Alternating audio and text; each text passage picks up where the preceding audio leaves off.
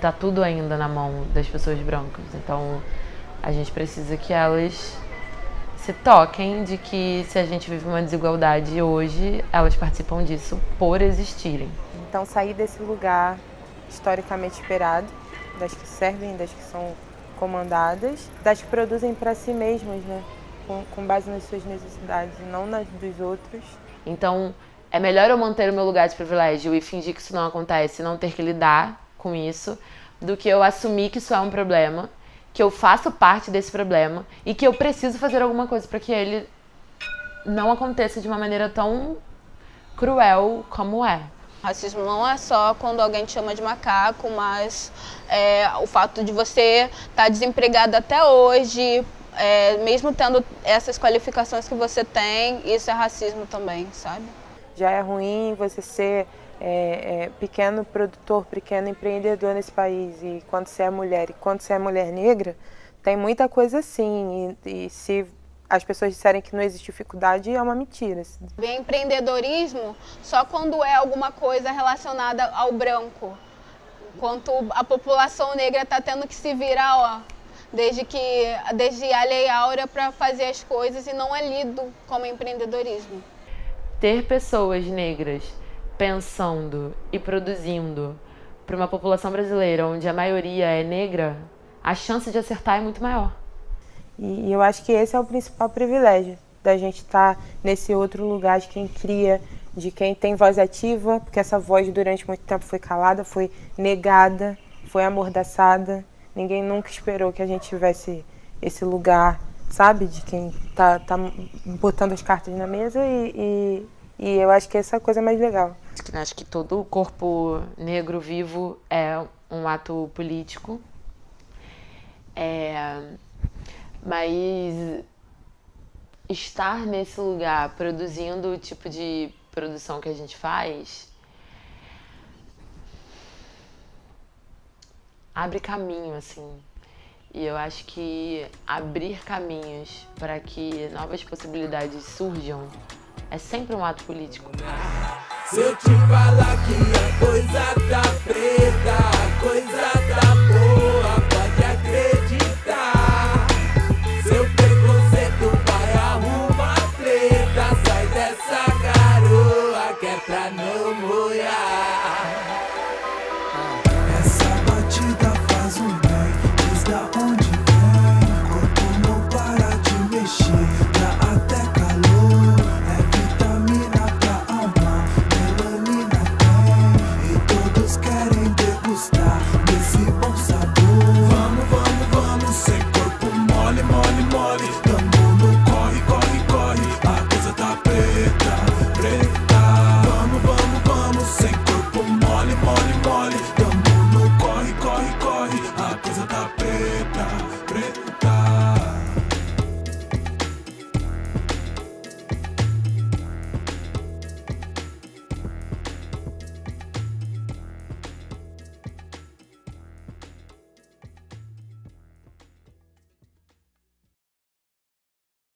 Quais as dificuldades enfrentadas por você no mercado em relação a mulheres brancas?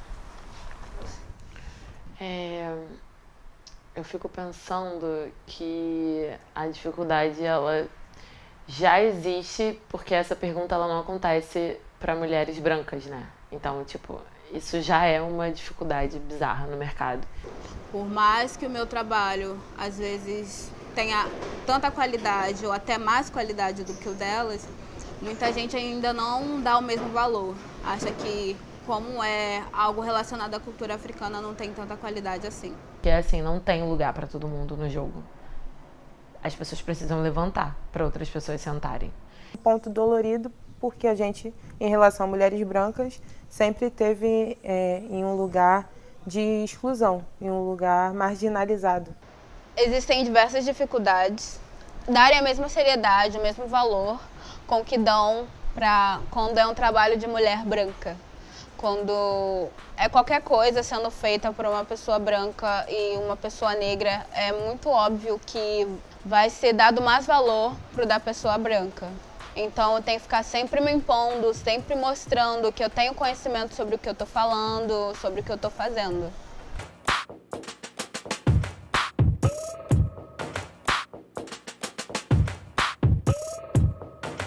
As coisas não podem mais ser como um dia elas foram. Então, se vocês não entenderem isso por bem, vocês vão perder mercado. E aí vocês vão entender por mal, entendeu? Agora a gente tem o poder nas mãos de não só criar, mas de dizer aos outros como o jeito que criam pode ser melhor, pode ser mais vantajoso para todo mundo e beneficiar mais a gente. Eu vivia na faculdade, eu entendia que tinham pessoas que eram diferentes de mim, que eu não sabia falar inglês e que eu não viajava para fora do país, mas eu achava assim, cara, é um problema meu, né, não saber falar inglês, assim. Eu tive oportunidade, eu fiz cursinho, se eu não sei falar é um problema meu, porque eu não me dediquei o suficiente para isso e essas pessoas sabem falar, porque elas se dedicaram. E quando eu comecei meu processo de identidade racial, foi quando eu entendi que tinha toda uma visão de mundo completamente diferente que eu não tinha. Me deparei com uma situação racista que me fez acordar numa instituição de ensino que eu estudava, que ficava localizada, na verdade, num bairro bem branco, apesar das favelas no entorno serem bem pretas. E eu sempre passava por racismo tanto fora do espaço quanto dentro do espaço. Mas em um determinado dia foi bem chave, onde uma menina dentro de uma sala de aula, onde estava passando a imagem de um macaco, ela me comparou com o macaco. E ela se sentiu mais incomodada com o fato de eu estar ofendida com aquilo do que com o que ela havia falado para mim. Essas reflexões sobre por que eu escondia meu cabelo, por que eu não gostava do meu corpo, nunca tinha passado propriamente falando pelas minhas ideias, não concatenava muito os meus motivos. E aí lá no fim do ensino médio eu comecei a pensar o que era isso e por que eu sentia essas coisas. E eu fui me dando conta do quanto passar por todos os processos que eu passei na vida, hoje faz muito sentido para eu trabalhar com o que eu trabalho. E é muito louco isso, né? Porque você não imagina que você vai passar uma situação racista que você não vai ter acesso, e como que isso vai reverberar depois pra frente para você poder falar sobre isso e se posicionar ativamente, e, enfim, conseguir construir alguma coisa em cima disso. E aí eu precisei aprender a entender que é uma estrutura racial, a entender que é uma estrutura genocida. E aí eu senti a vontade também de ensinar isso para outras pessoas. Isso de você não menosprezar quando uma pessoa fala que ela está sofrendo racismo, ou que ela sofreu racismo, ou que, enfim, de todas as dificuldades que o racismo traz, quando a gente vê pessoas tentando minimizar isso, é porque eu acho que a responsabilidade de compreender que a gente vive numa sociedade racista e que você todos os dias precisa fazer alguma coisa para diminuir isso, é uma responsabilidade muito grande, que nem todo mundo quer. A meritocracia e o correr atrás tá muito perto, né, um do outro. Só não é o mesmo nome, mas assim, o caminho é meio parecido. Então, não é só você correr atrás. É você correr atrás, é você estar com as pessoas certas, na hora certa, no lugar certo, onde uma pessoa vai olhar pra você e vai falar: nossa, uau, você faz uma coisa muito legal, né? Só que assim, você correr atrás não é suficiente. Tem toda uma organização que às vezes a gente alcança, às vezes não, que colaboram para que essas coisas aconteçam, assim. A gente está principalmente inseridas num contexto de mercado de beleza, né? E a beleza por si só, quando você resolve tocar nisso usando os recortes, né, de raça principalmente, é uma ferida aberta. Porque a gente precisa se ver como plural, sabe?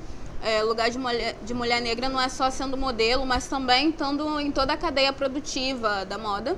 Uma das coisas que eu acredito é no movimento Black Money, que é fortalecer outros comércios pretos, porque dessa forma a gente consegue sair dessa miséria que de alguma forma a gente está preso, sabe?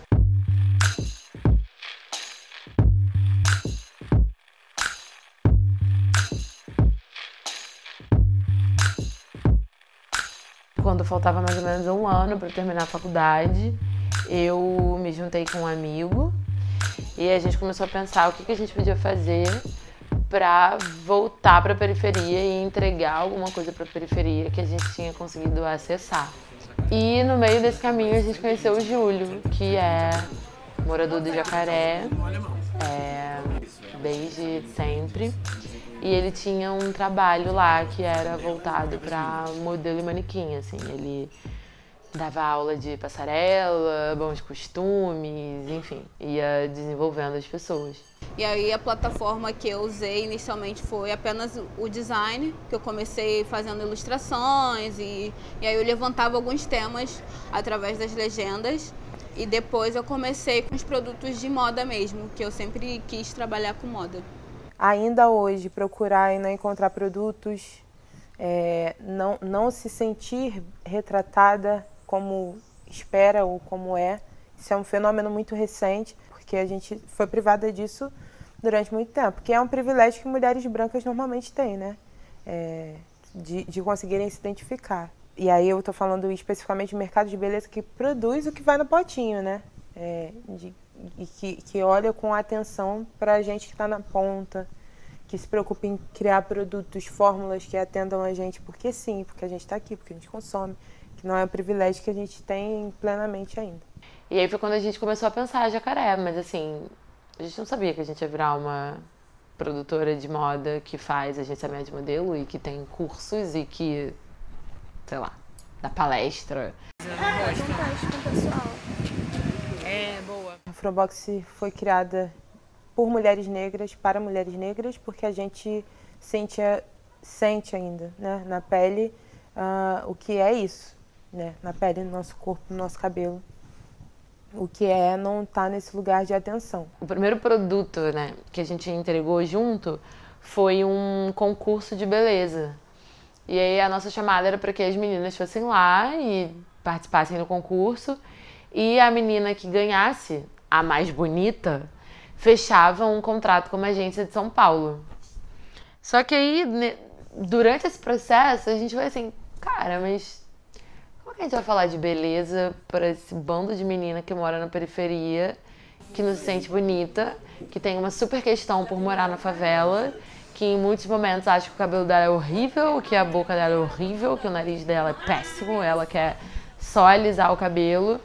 Por que tanta gente como eu sentia e sente as mesmas dificuldades que eu sentia? Por que tantas meninas, tantas mulheres passavam a vida rechaçando seus cabelos, seus traços, seus corpos, sua barriga, seu tudo, para caber numa forma, porque era o que eu fazia. Aí acho que a gente precisa falar de identidade, então, antes de falar do que é bonito, a gente precisa fazer com que as pessoas se percebam nas identidades que elas têm dentro dos lugares onde elas estão. 54% de pessoas ricas não são pretas, então como a gente pode mudar isso? Fomentando outros negócios negros. Quando eu trago uma estampa adinkra, eu explico de onde ela vem, o porquê, toda a história sobre ela, sabe? A importância é isso, é você entender o contexto em que você está e buscar desfazer, desconstruir esse contexto.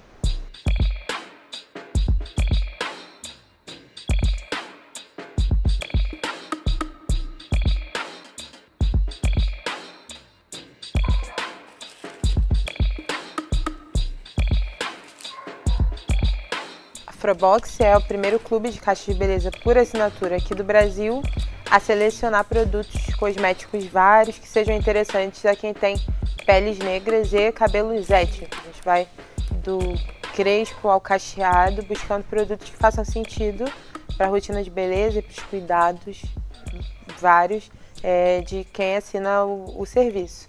O processo de criação da marca é muito amplo, porque atualmente eu faço tudo com a ajuda de alguns indivíduos. A marca é tão construída por mulher preta que a logo foi feita por uma mulher preta, fantástica, maravilhosa, Stephanie Gonçalves. E aí ela me escolheu para fazer a logo da marca. A marca na época nem existia, Maria Chantal, nem era Maria Chantal, digamos assim. Estava para nascer realmente algo que precisava nascer, que era a minha marca. Mas primeiro nasceu essa logo majestosa. A gente produz coisas que a gente gostaria de receber. E a gente olha com muito cuidado essa coisa do colorismo que atravessa a gente e de cabelos de texturas étnicas várias, né? Do crespo ao cacheado, gente que está passando pela transição, gente que opta por alisar. É para elas, todas essas que a Afrobox existe. Então a moda hoje é uma plataforma para falar sobre o que a gente acredita. Então, é falar com o mercado da moda e com o mercado de comunicação que vive em outro planeta, diferente do que vive a população brasileira.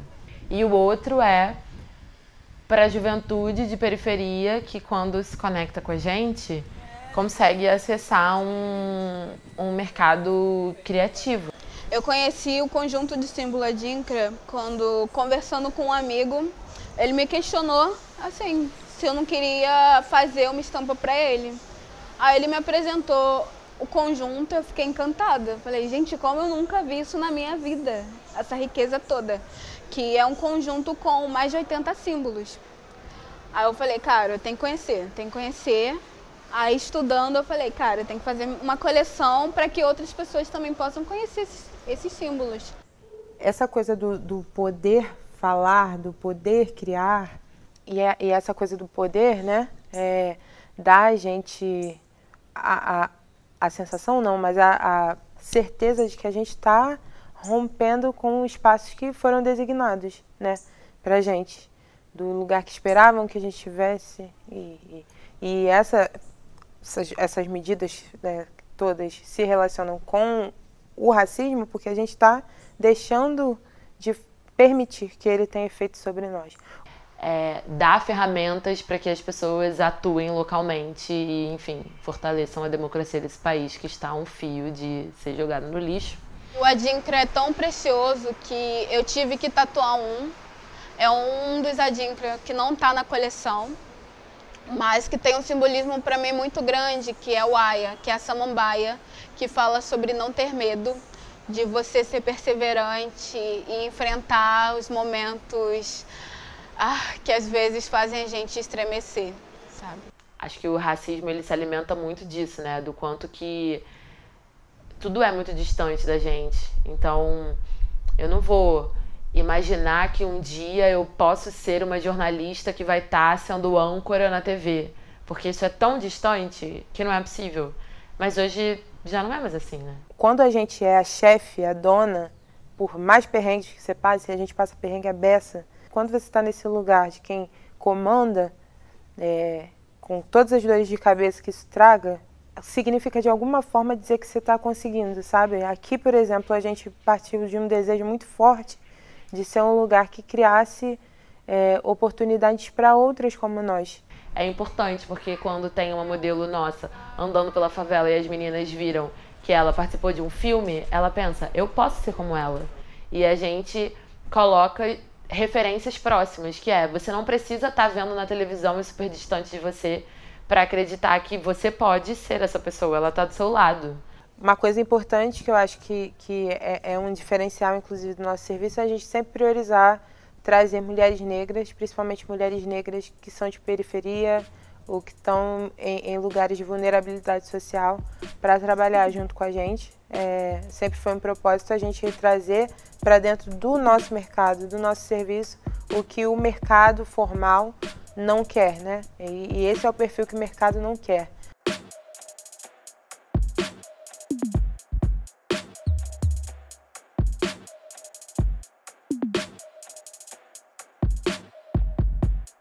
Escolhi 5 símbolos para compor a coleção. O primeiro é o Odoniera Fekuam, que é o símbolo do amor. O amor sempre sabe o caminho de casa.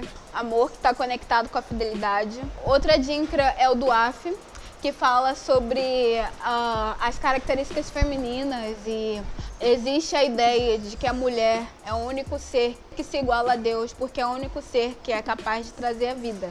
Também tem o adinkra Funtufuna Fuduá, que fala sobre a unidade enquanto temos o mesmo caminho, enquanto seguimos o mesmo destino, onde são crocodilos siameses, unidos pelo estômago. Se um se alimenta, o outro se alimenta também.